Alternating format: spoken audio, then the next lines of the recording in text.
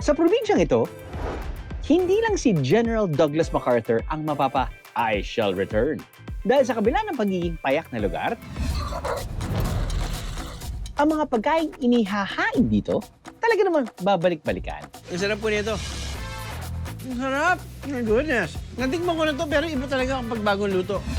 Bumalik tayo para matikman ang mga pagkain hindi lang panglaman tiyan.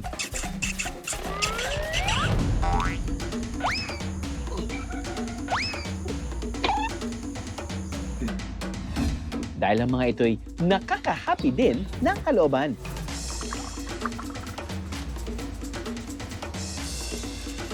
Oh!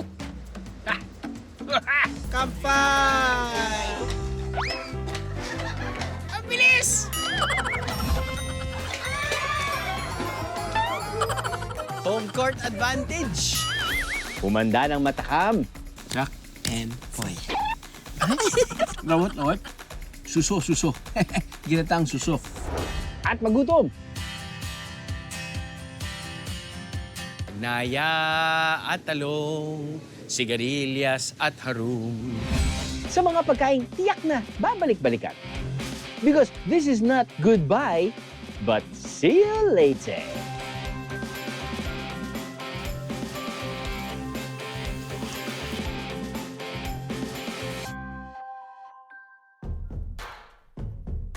Isang bulkan sa bayan ng Burawin, ligtas daw akyatin. At pagdating sa tuktok, ang reward, 2 lawang malaki ang parte sa bayan ng Burawin. Para makita yan, kailangan mag-trek ng nasa 30 to 40 minutes. Banaysi mo yung hangin at yung temperatura, alam mong hindi na ganun ka-init. Welcome po dito sa Magna Volcano Natural Park. At para mas damang-dama ang nature trip, time first muna sa ingay ng syudad at yakapin ng tahimik na kagubatan. Matapos ang lakaran at yakapan ng puno sa trail, ito na ang sasalubong sa iyo sa taas.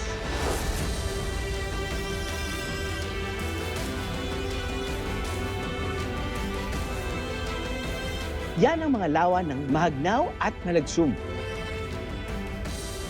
Sulit ang akyat, di ba?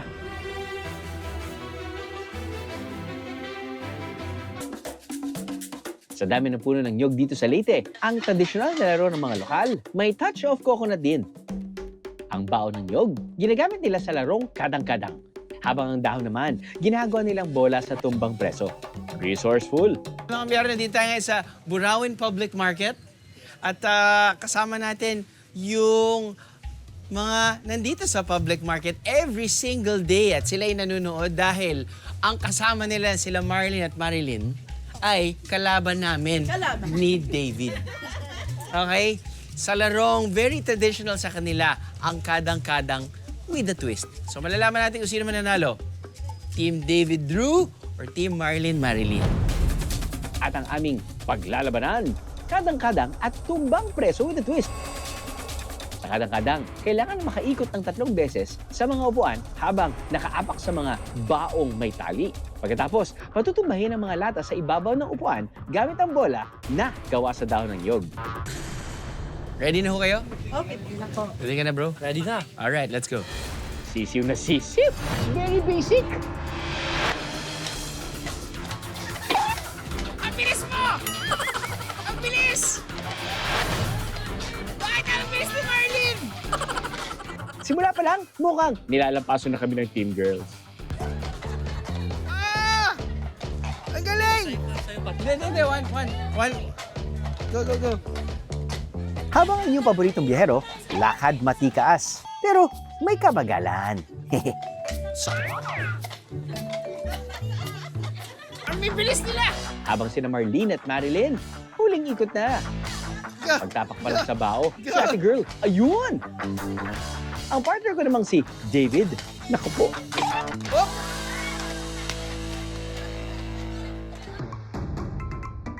Kilalang laro ng lahi ng mga Pilipino ang kadang-kadang. Nagsimula ang larong ito sa Cebu na gumagamit ng kawayan o bao bilang tapakan.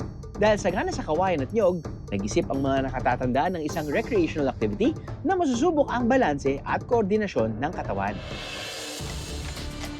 Ang kalaban namin, nasa tumbang preso na. Hinay-hinay lang Marlene at Marilyn.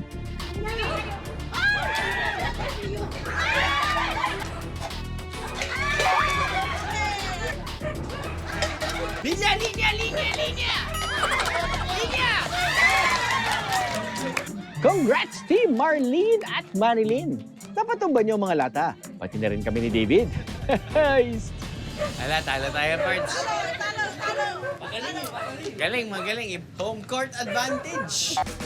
Pagtapak pa lang si Leyte, combo kakanin ng sasalubong sa mga biyero. Sir, pwede magtanong? O pwede. Asan po ba dito yung SMB? Pero ba yun?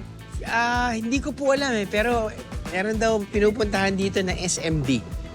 Iba ba? O, magle-left talaga Sige, ito. sir. Thank you. Thank you. Ay, pasensya na. Alam niyo po kung saan yung SMB dito? SMB? Punta ka lang dito. Doon ba? SMB? Yung ba yung samahan ng magugutuming biyero? Mali! SMB as in Sagmani, Moron at Binagol. Tinawag itong SMB dahil palagi itong magkakatabi kapag itinitinda. Tulad na yan dito sa mga tindahan ng pasalubong sa Tacloban. Kalaunan, binigyan na sila ng pangalan na parang love triangle yan sila. Hindi po iniinom ang isimbi dito. Pagkain po. Kinakain. Hindi ka tatawagin galing Tacloban kung wala ganitong tatlo na to. Gupitan lang dito. Konti. Sanay naman kayo ngayon sa pindot-pindot ng cellphone. Ito, pipindutin nyo rin. Aba. Oo. Tapos titikman mo, sir. Para Hello? mo- Ay. So, pwede nang tumikim. Oh, pwede na po. Mainit-init pa po, ano? Opo. Uy, tamis. Oh, matamis at saka malasa. Malasa. Opo. Yan po ang mga pasalubong Wow. dito ng Tacloban. Yummy. Gabi po ito? Gapi. Ang marami niyan, yung gata ng niyog. Kaya malinamnam. Oo, sa gitna yan, may mani. Ang sarap. Oh my goodness. Natikman ko na to pero iba talaga ang pagbagong luto. Pero ngayon parang gusto kong ubusin to, ganun kasarap. Si Nanay Leti, isa sa mga gumagawa ng Sagmani. Yung sagmani, gawa sa gabi, nilalagyan ng gata ng nyog. Dati talaga, di ko alam yan. Di namin alam magsagmani. Mayroon lang nag-ano sa amin na madali lang. Ang kilala talaga dito, binagol. Nagtatanong sila kung ano ito. Sinasabi ko naman, yung root crops din, pero maliliit na gabi siya. Pakukuluin ang gata, saka ihalo ang ginadgad na gabi. Sasamahan ito ng asukal, mantikilya, at mani. Hahaluin ito hanggang maging makunat. Kapag luto na ang Sagmani mixture, lalagyan ng keso at babalutin ito sa dahon ng saging. Saka pakukulaan sa gata ng nasa 5 oras. Mahalagang mahalaga kasi hindi kami makakagawa ng binagol o moro kung walang gata ng nyog. Ganon din sa sagmani. Ang mga aning halamang ugat ng mga waray, gaya ng gabi at talyan, madalas ginagawa nilang kakanin. At hanggang tuluyang nakilala at naging sikat na pasalubong ng mga biherong galing ng Leyte. May sarap na para bang gatas. Malambot siya. Kung ang SMB, alam na alam ko na ang lasa, ito namang nadadaanan kapag paakyat ng Mahagnaw Volcano bago raw sa panlasa. May ilang wild fruit kasi rito ang pinapayagang ipatikim sa mga bisita. Meron po tayong hinahanap na klaseng halaman. Tama po ba? Oh, mayroon po, sir. Mayroon. Mayroon po ditong, malatungaw. Ito po, sir. Ito po yung tinatawag po na melastoma or yung local name niya dito is hatutngaw. Hatutngaw. Hatutnaw. Oo. Ito, yung prutas po niya is nakakain po. Okay. Tapos yung prutas po na nandito sa kagubatan, pag kinain po natin is, pag pumasok po siya sa ating katawan is marirecharge po tayo. Kumbaga yung energy na nandito is madadala po natin paglabas. Tapos yung dahon po nito is pinapakuluan, pinapainom po para sa hindi natutunawan. Ayun. At itong klaseng halaman po ay endemic lang po yan dito sa area na to at Yes hindi po. hindi basta-basta makikita sa baba. Hindi po. Ito po ba yan? Opo. Ito yung nakamamatay, no? Hindi po. Ay, sorry. Ito. Yes. Ito. Yan mismo. Yes po.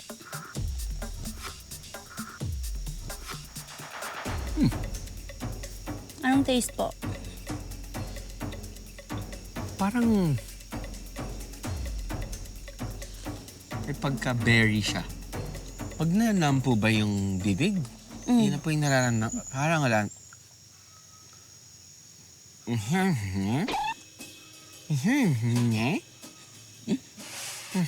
Lala ka lang lakad. Hindi siya matamis, hindi rin siya maasim. Yes po. Sakto lang siya. Alam mo, may konting crunch ng konti. Instant trail food naman pala. Ang dahon naman ito, ginagamit daw pang kuskus at panghugas ng pinggan noon. Ganon? Ang dahon ng hatutngaw. Itong ginagamit namon noon, dishwashing. Ang dahon kasi ng hatudnaw, nakakaalis ng sebo at dulas. Aba, ayos ah. Tiyak na maaalis pati cravings nyo sa buko kapag bumisita rito sa Burauen, Leyte. May nyugan here, may buko there, may nyog everywhere. Kaya ang bayan ng tulad ng Burauen, naging kabuhayan na ang mga produktong galing sa buko at nyog. Okay. Eto, bukayo. Okay.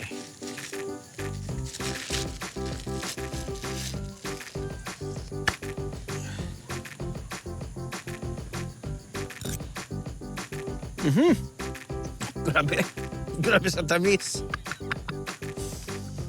And yun na yung aking sugar intake for the week. Para sa mga may sweet tooth, ito ang panghimagas for you. Bukayo de Burauen ang tawag nila rito. Ginatamis na kinayod na nyog na nakalagay rin mismo sa bao. Ang bukayo ay nakilala noong mga 1950s pa. At ang nagsimula nito ay yung mga kanununuan pa namin. Ang bukayo ng Burauen ay niluluto sa pamamagitan ng yung caramel. Kinakayod mo na siya. Nilalagay sa loob ng bao. Niluluto siya sa loob ng 1 oras. Masarap kasi ang lasa nito kapag sa bao siya niluluto. Traditional na yan. Ang bukayo na rin ang naging takbuhang pampasalubong at kabuhayan ng kanilang bayan. Ito yung one town, one product na inintroduce. Ito yung nakatulong din sa amin sa pagpapaaral sa amin. Nung ang aming tatay pa ang gumagawa niyan. Dito, nagsimula ang kabuhayan namin. At ito kami ngayon. Malaking bagay. Sa biyaherong gustong patamisin ang kanilang buhay, dito na kayo sa Bukayo. Masarap po at saka malambot. Hindi lang naman po sa matamis. Malalasap niyo rin po yung lasa ng nyog, yung lambot ng laman. Kilalang kilala po siya dito sa amin. Yummy. Sarap. Approve. Marasa. Kung ang buko pwedeng maging matamis o kaya'y pampalinamnam tulad ng gata, ang simpleng dahon naman na ito sa bakuran pwede palang pampaasim. Ang binibidang dahon, tikala kung tawagin ng mga lokal. Hindi na raw kailangan ng suka sa paksiw na tilapia dahil sa dahon pa lang ng tikala. Achieve na ang malinamnam at maasim-asim na pampalasa. Sa pagluluto ng tinikalang tilapia, paghahalu-haluin lang ang mga sangkap. Sasapinahan ng dahon ng tikala ang tilapia at saka ito'y papalamanan. Magsisilbing binder at pambalot ang dahon para manuot pa ang lasa sa isda. Ang kawali naman, lalagyan din ng dahon at mga sangkap. Pakukuluan ng nasa 30 minuto o hanggang lumabas ang katas ng isda at mga sangkap. May aroma siya na talaga magpapagana ng pagkain. Dito naman tayo sa tinikilahang tilapia. At ang root word dito ay ang tikala. Yung tikala ay ang wrapper ng mismong isda. Ang nalalasahan ko po ay asin. Hindi, pero yung alat niya masarap. Maasim. Walang suka. Okay. So, kaya pala sinabi nila sa akin parang pinaksiw. Dahil pag sinabi mo pinaksiw, maglalagay ng suka. Dito, hindi sila naglagay ng suka. Naglagay sila lang ng tikala. At yun yung nagbibigay ng sour flavor. Galing. Kung nalasahan ko agad ang asin gamit ang tikala, may isang putahe raw na kapag natikman, talaga namang mapapahaba raw ang kwentuhan? Saan nga ba gawa yan? Yun yung lamang loob ng kalabaw. Creamy na maanghang yun kasi yung favorite ng mga tao. Ayun naman pala, mapapasarap kasi ang kwentuhan at inuman kapag mendunggo ang pulutan. Sa pagluluto nito, gagayatin ng maliliit ang atay, tuwalya at isaw ng kalabaw. Magigisa tayo ng luya, sibuyas, yung bell pepper at saka yung siling labuyo para medyo may anghang. Isusunod namang ihalo ang purong gata na may mint leaves. Pakuhuluhin to hanggang magmantika. Kapag luto na, ihanda na ang mesa. Sobrang sarap, maanghang, tapos sakto lang po yung timpla niya. Very good po. Masarap na maanghang, lindonggo, sa ano ng kalabaw, laman loob. Ubus ko na yun eh. Dahil meron ng pulutan, nasaan na ang mga panulak? Ang mga waray, may lingguhang tuba session kasama ang mga kaibigan o pamilya na tinatawag na Dinomingo. Madalas tuwing linggo at sa dalampasigan nila ito ginagawa. Bit-bit ang mendunggo, mga kumparing biyahero. Let's go! Boys, Mendunggo. Tagay. Tagay? Mga sarap ba? Bagay na pulutan dito sa diba? Kaya ako nga dinala para sa inyo eh. Kaya naman oh. Cheers. Cheers. Cheers. Cheers. Pag sinabi niyo pong bahalina na tuba, pag sinabing bali na, yung maabot na ng 5 years. 5 years na to. Yes, sir. Ang kwentuhan na may tuba, ang madalas na pahinga ng mga manggagawa sa kanilang lugar. So anong oras kayo nagsisimulang magtagay? Galing sa laot. Galing sa laot. Nakapagpahinga. Kapag tapos na ang pangingisda ng 9 a.m., pwede na magtagay. Pwede na ako para matanggal yung pagod namin sa isang kinabukasan, Lunes, another trabaho na naman. Trabaho na naman. Ito yung ginagawang pinaka pamawi ng pagod. Nararamdaman ko na pagod kayo sa pagmamaneho eh. Tikman na po natin itong sinasabi niyong perfect na pulutan. So, ito yung laman loob ng kalabaw, tama ba? Tapos ginataan.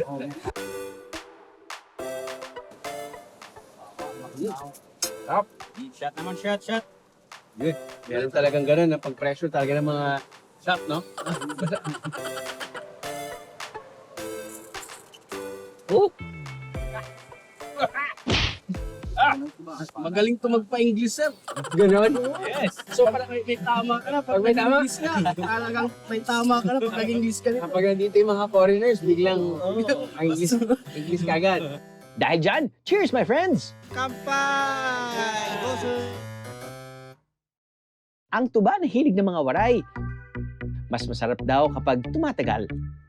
Para din makatulong kami doon sa mga nangunguha ng tuba kasi ito yung livelihood nila. And then, at the same time, iniinom din namin ng mga lokal. Maraming mga bukod dito, mga nyog. Marami. Mula sa mga sanga ng puno ng nyog, kukunin ang naipon na katas ito, saka iimbak sa mga galon.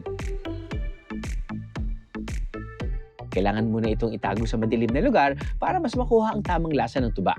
Sabi nga nila, yung coconut is the tree of life. From bunga to juice ng tuba, napapakinabangan. Ang mga tubang meron sila, 8 buwan hanggang 5 taon nang nakaimbak. At habang tumatagal ang tuba, mas lalo ro itong tumatapang. Kaya naman pala solid itong bahalina. 5 years ba naman?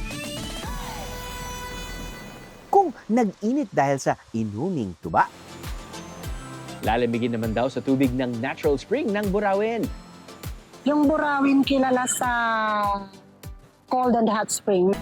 Maliban sa lawa, bukal ang isa pang dinarayo sa bayang ito. Ang lupa na to, minana namin sa lolo. Galing talaga siya sa bukal. Ang tawag nila doon ay makalagong-kagong. Kasi dumadagong-dong yung tubig na lumalabas sa bundok. Kung dati, pamilya lang nila Myla ang nakagagamit. Kalaunan, binuksan nila ang spring resort sa publiko.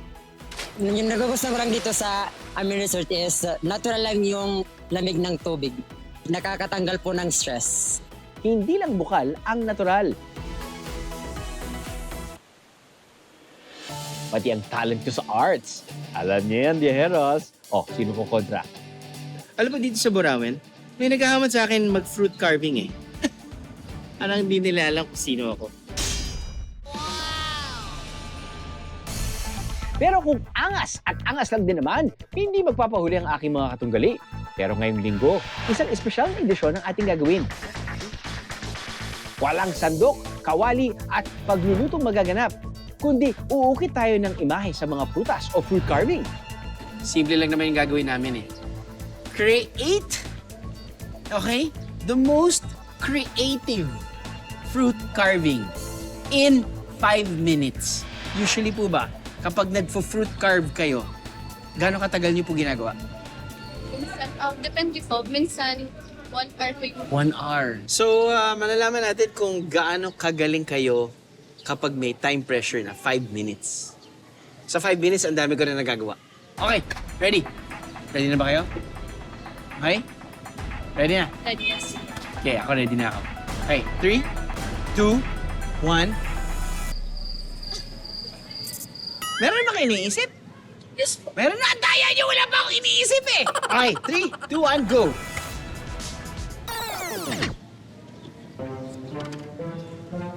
Sila na nga yung experts, dalawa pa sila ako mag-isa.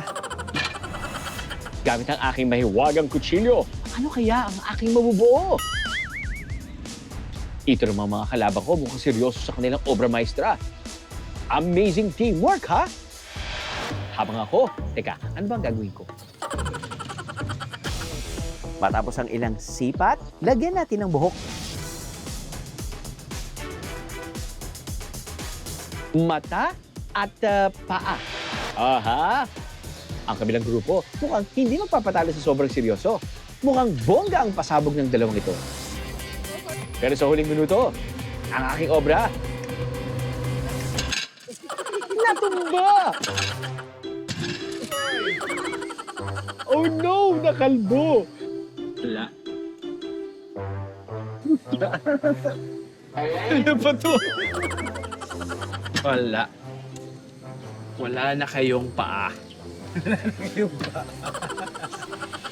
Matapos ang ilang remedyo, laban na to.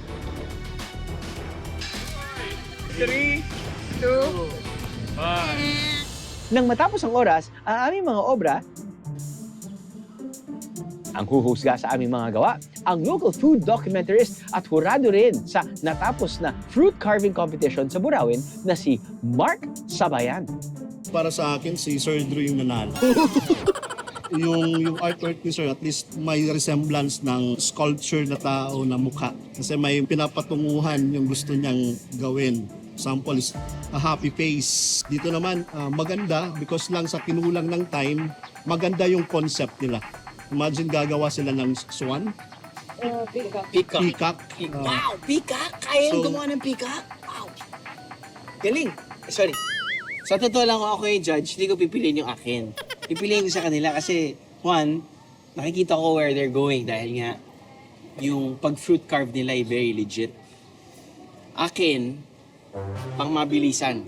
In other words, quickie ba? So naisip ko kung ano bang pwede kong magawa. Hindi man bogi, pero ang aking mga nakalaban, hindi basta-basta. Sila lang naman ang champion sa natapos na food carving competition noong Burawin Culinary Festival 2025. Ang kanilang entry, isang peacock na gawa sa mga prutas. Layunin ng festival na mapakilala ang mga lutong Burawin at ang pagiging malikhain ng Burawinon pagdating sa pagkain. Kinapos man sa oras, ang mga batang ito, winner pa rin. Abay, hindi lang yan ang panalo rito dahil ang lawang ito, hindi lang kasi magandang tanawin. Nakabubusog din. Maliban sa kayak at pagtanaw sa tahimik na kapaligiran, sa lawa rin nakukuha ng mga lokal ang sangkap sa isa sa paborito nilang iahahin, ang ginataang suso. Sa pagluluto nito, pakukulan muna ang mga suso sa tubig na may asin. Paraan daw nila ito para siguraduhin luto ang laman ng suso.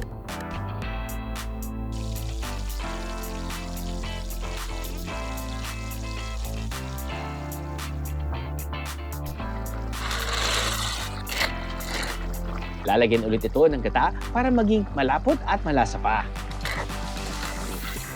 Kapag muli itong kumulo, luto na! Ginataang suso.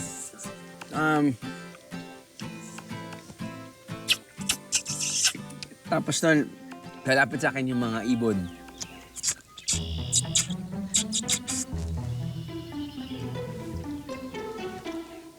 Kung may ginataang suso, may ginataang gulay din.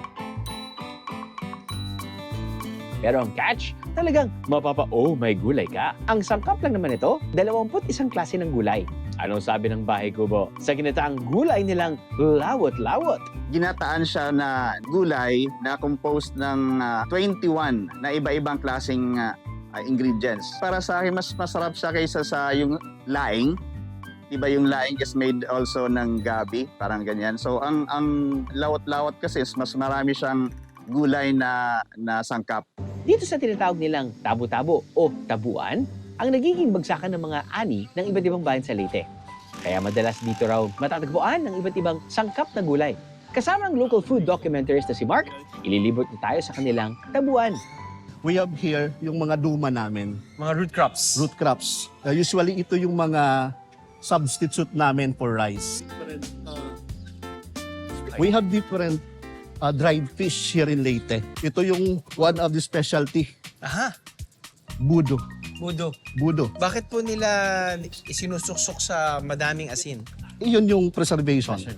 And then, typically, sir, yung maganda yung budo pag matagal-tagal na. Ito naman yung amaranth natin, harum. Okay? Harum. So ito yung harum. Ito yung nagbibigay ng a little bit of purplish color. In other words, kumbaga coloring to. Kumbaga, Yes. coloring. Aside from coloring, it has benefits in nutritional. Imagine yung nutrients dito na punta sa tubig. Our food heritage is somehow simple, but it depicts the simple way of our lives here in Leyte. We have a lot of variety of heritage cuisine that uses pato. We have here the package. Kung nandito na, you can buy. Pwede na. Yes. Parang sa, kunyari, kung minsan sa Baguio or sa chop suey. Yes. Naka-package na. Sa dami ng mga gulay na pwedeng ilahok sa lawot-lawot, mapapakanta ka na lang talaga ng Bahay Kubo. Bahay Kubo. Kahit munti. Ang ingredients nito ay sari-sari. Paglaya at talong, sigarilyas at harum. Kulitis, sangig, hantak, sida-sida, ahos, kalabasa. Kaya naman tara na, magluto sa lawa. Ma'am, pwede na po tayo mag-umpisa. Sir. So gagamit po tayo ngayon ng 21 gulay. Opo. Sige po. Luto na po? Akala ko luto na. Sige, sabihin niyo po sa akin. Ako ba yung tutulong sa inyo? Ano po ba yan, Nay? Yung tawag dito sa amin ay pana. Pana. Ito yung ito yung may kagat, no? Yes, Yan yung pampalagay ng texture. Sitaw, okra, sigarilyas, at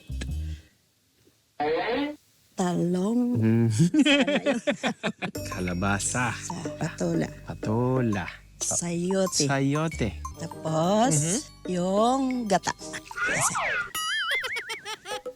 MSG. Asin lang yan naman. Kasi ano pa. Yung tanglad. Tanglad. Saka yung puso, ang saging.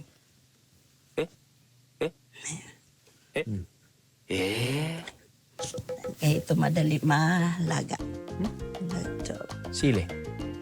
Or Wala. bell pepper. Hindi. Hindi, ito lang. Ito, mamaya na yan. Pag, ano na. Hindi naman ako na-inform. Silent cooking pa lang, ganap namin ni Nanay. Opo. Jack and Poy. Ano naman yung gano'n? Yung isang gano'n. Parang gusto mong gumanon. Sir, ilalagay ko na tong agitway. Okay po. Nagsalita siya! Nagsalita si Nanay! Oh. Ito yung mga gulay na mabilis lang maluto, no?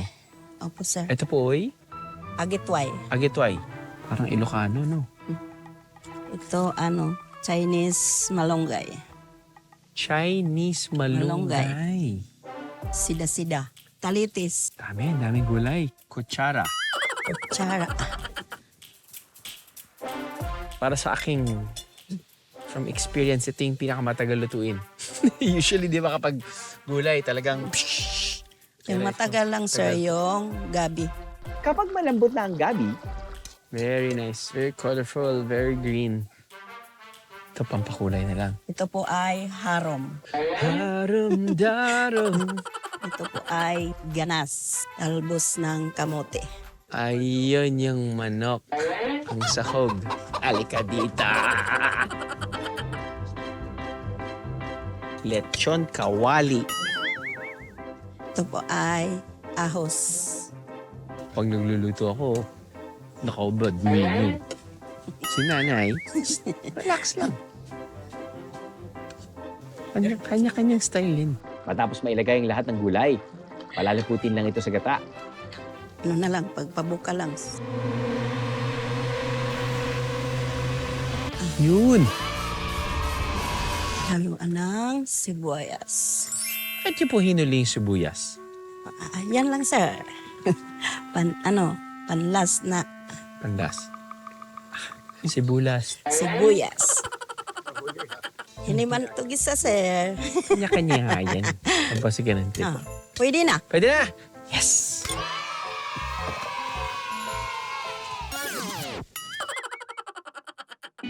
Basagin na natin ang katahimikan ni nanay. Matapos ang ilang pulo, kainan na, Biyernos! Feeling ko yung niluto natin kasama si nanay ay kailangan natin i-prioritize. At ito ay ang lawot.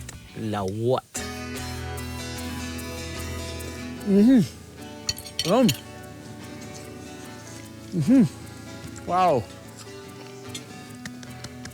Hop! Siyempre wala naman talaga tatalo sa gata as the base flavor, no? Pero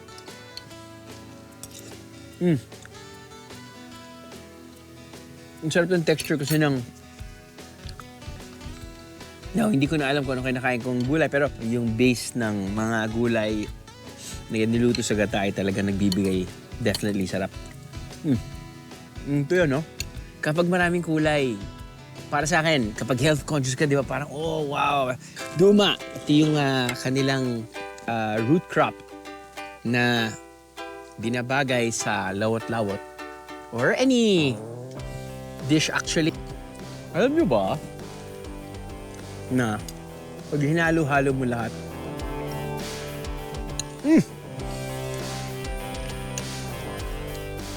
lawot-lawot.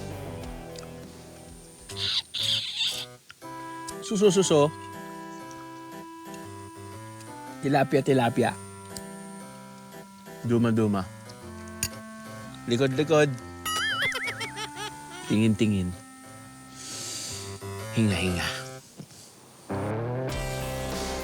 Huli man daw at magaling, at least nakatikim.